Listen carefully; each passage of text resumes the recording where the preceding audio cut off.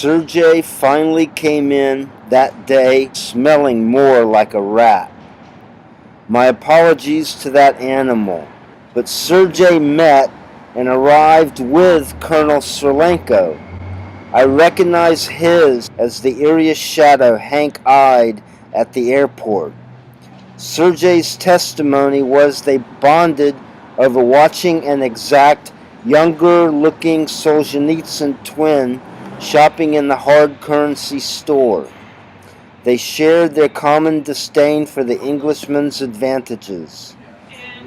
So it was in that superior socialist tone that Serlenko came in. Nor can it be repeated often enough that this infectious spy shit is unfortunate. It bothered me Hank would not speak, but I was Russian without an American or British passive-aggressive temperament. I didn't wait for a vote to point to the door. I told the colonel this office is private, but he just blocked the door and sniffed at Greenway while surveying the office and acting amused. I recited the spiel. Here is credit application. Pay rubles for a first job. Your client when messenger brings this back. But office is private. No one ever saw Serlenko's firm, solid line of credit. Just envelopes that appeared to be empty since Greenway insisted we never look. Our guess was flat cardboard covering something thin or not. Then the spy left just before my sister Tatiana brought lunch, after which Hank Greenway was led away as too good a catch for a beating heart to ignore. She rationalized. He has to learn to take care of himself before piranhas catch his toes by the shallow edge of the stream. Hank takes over narration. This notebook probably isn't the best place to leave this said, but Tatiana is so beautiful. If she and Mecca Restaurant Terry stood side by side, God could burn my eyes out for that without my feeling the difference. Life is melodrama. I got to escort Tatiana the first time she brought lunch, timed when her father couldn't get away from a meeting to bring her. She said her brother was right. I was just sarcastic, and she was too when I told her she's successful while I'm a poor investment.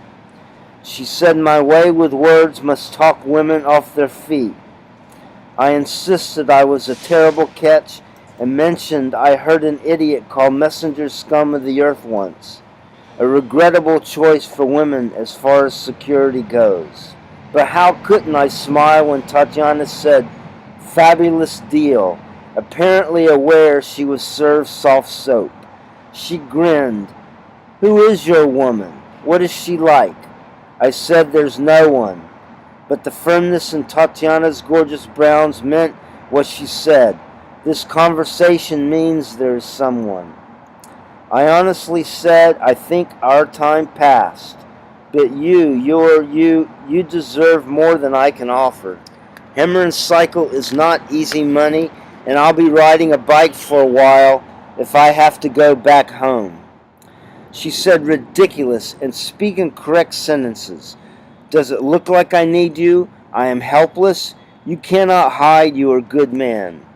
Then she simply backed me up lined with the Moscow River, and instead of facing a firing squad, her lips connected so softly I could have rested in peace there forever. Except my heart still thumped for both women, making me wonder why life wasn't simpler.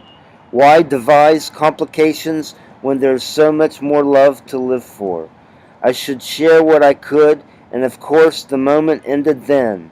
All my fault. I wanted her back and called out, "I'm taking you home," but she just kept walking with an over-the-shoulder comment. Me? Or maybe by now I've even made that up as something I'd want to hear, because as her voice faded, I thought she said this at the end. When your mind is your own, kiss started good, do svidaniya. And what I thought she might have said, laid me down close to the edge by the river in an exceptionally soft, peaceful trance, my open eyes resting on patterns of clouds till I no longer felt as troubled. Then I could have been asleep for an hour, but it felt like a minute when my eyes squinted harshly open on three ambitious faces staring down on me. Granite, Stone Mountain-like, Nikita, Mikhail, and Leonid, reminding me a real nightmare would be happening if the KGB trio, Yagoda, Beria, and Dzerzhinsky, had shown up too. Mikhail takes over narration again.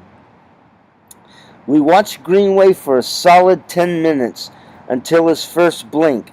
Then I said, "Daydreaming? So who is idlest Oblomov of all?"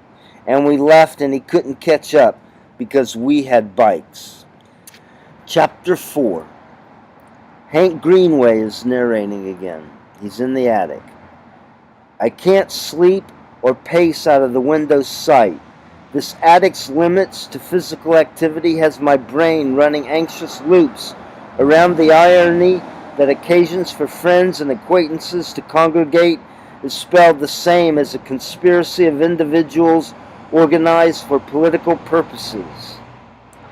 Here I'm afraid Western influence set our party up for a big letdown, because Murphy's Law is what can go wrong will, and what goes around comes around. While the more things change, they stay the same. Take your pick. I can't sleep. I wonder what they're thinking back home.